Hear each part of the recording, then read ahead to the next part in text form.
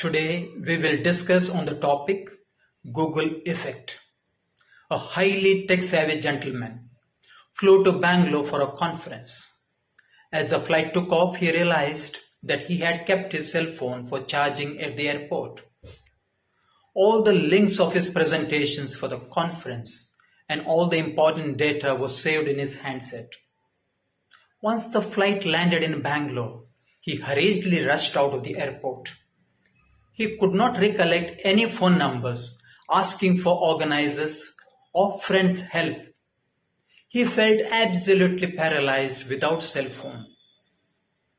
Realizing his dependence on the cell phone, he rushed to a nearby showroom and purchased a new handset and managed to get a new SIM card with the same number from the service provider.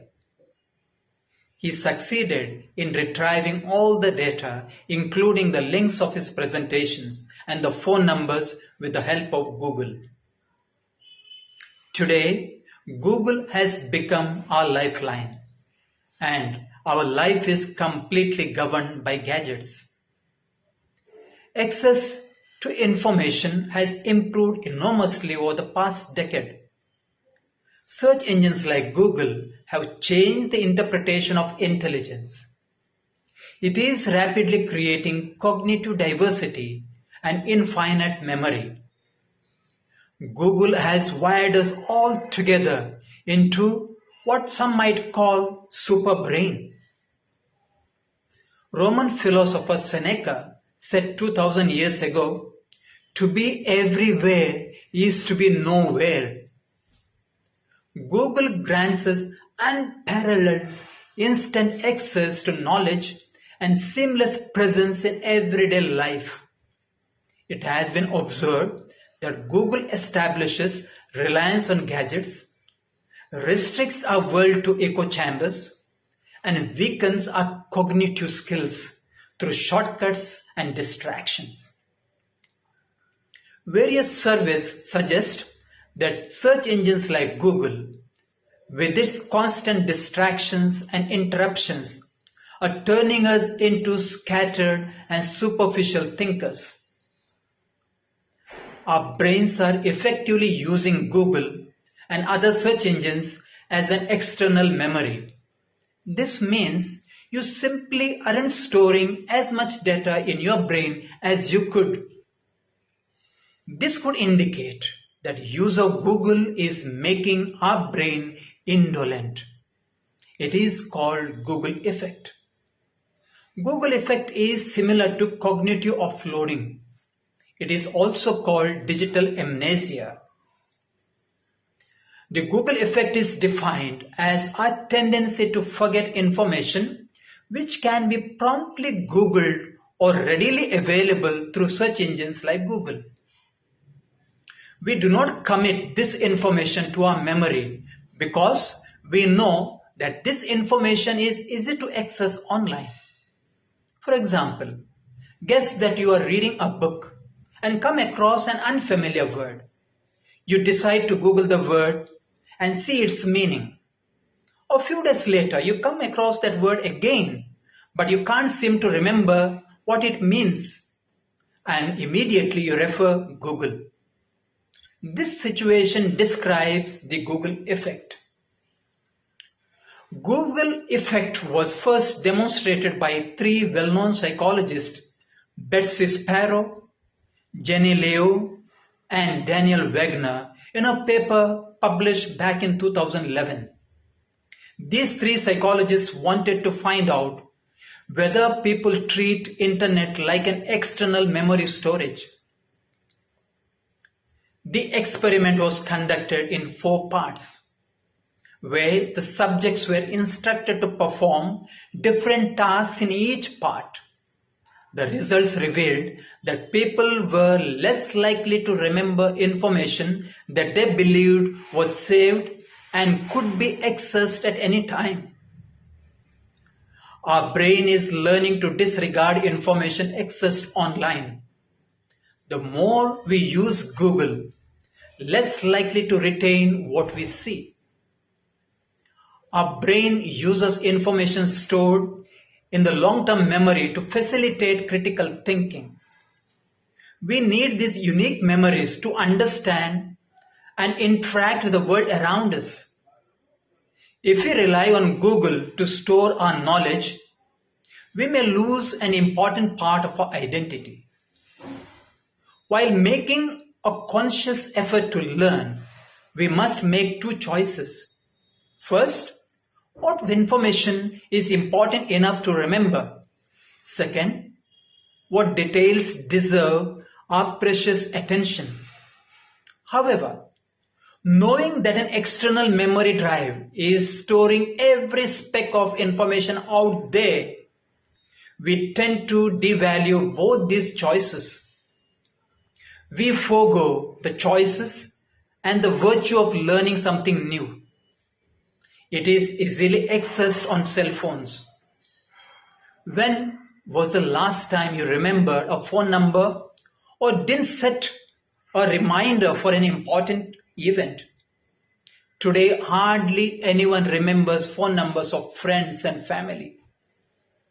Search engines like Google and various other apps have become part of our transactive memory.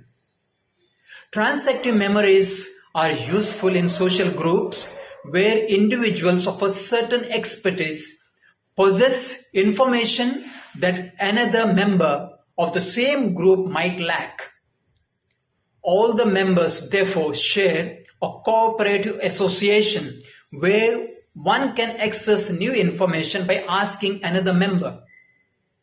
Today, we have incorporated Google and other apps into the same relationship by intensifying our distributed cognitive system. Transactive memory has been beneficial for humans since we lived in caves and eventually began jotting in notebooks, journals, and diaries. Today, computers and robots are great additions to our countless tools. Finally, humans have befriended someone who is an expert in everything and everywhere. Now we can dig up any information at the click of a button. When was the last time you didn't turn to Google for an answer when you forgot something? Is our reliance on search engines making it harder for us to remember information? In the earlier decades, we used to remember lots of information. Today, search engines like Google and databases such as Amazon.com, Flipkart, etc. serve as external memory where information is stored collectively outside ourselves. On a daily basis, our brain encounters lots of new information. It is difficult for us to commit all this information to our memory. Therefore, we may have to prioritize what information we choose to remember. Now the focus is on remembering only the access to information rather than the content. Thus, it can be said that a lot of our brain power is being saved from mundane activities of rote memorizing for something else. There has been a great deal of research that suggests that increasing dependence on search engines like Google has negative consequences. This includes decreased attention spans, increased anxiety, lower performance on cognitive tasks, and diminishing social skills. A section of experts pursues that the brain with extraordinary memory is becoming ordinary, whereas another section of experts believes that Google is supplementing human brain for critical thinking, problem solving, collaboration, and efficient outcomes. They believe that the Google effect is a form of transactive memory. Even though Google effect is about forgetting information, anthropologist Dr. Genevieve Bell suggests that it actually could be a sign of efficiency. Google effect causes us not to remember information that can be easily looked up online. Knowing how and where to access the information is more important than knowing the small pieces of information themselves. Google effect is making us to use the online world as memory bank, believing that we will always have access to it. Another study also claims that people's ability to learn information offline remains the same. Google has changed business, education, functioning of government, healthcare, and even the way we interact with our loved ones. It has become one of the key drivers of social evolution. Google is like a diabetic patient who pops in pills to survive. Over dependency on the pills disables the pancreas to produce insulin in body. In the same way, over dependency on Google will make our brain dormant, subsequently disabling the power of critical thinking. Psychologists believe that Google effect or cognitive offloading has tremendous impact on human brain. It is assumed that the human cortex is undergoing an evolutionary change. Google effect or cognitive offloading is going to prevail in the digital world, and no one can escape from its impact on human learning.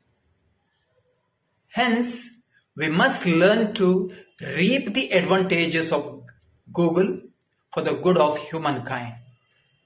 Thank you. God bless you.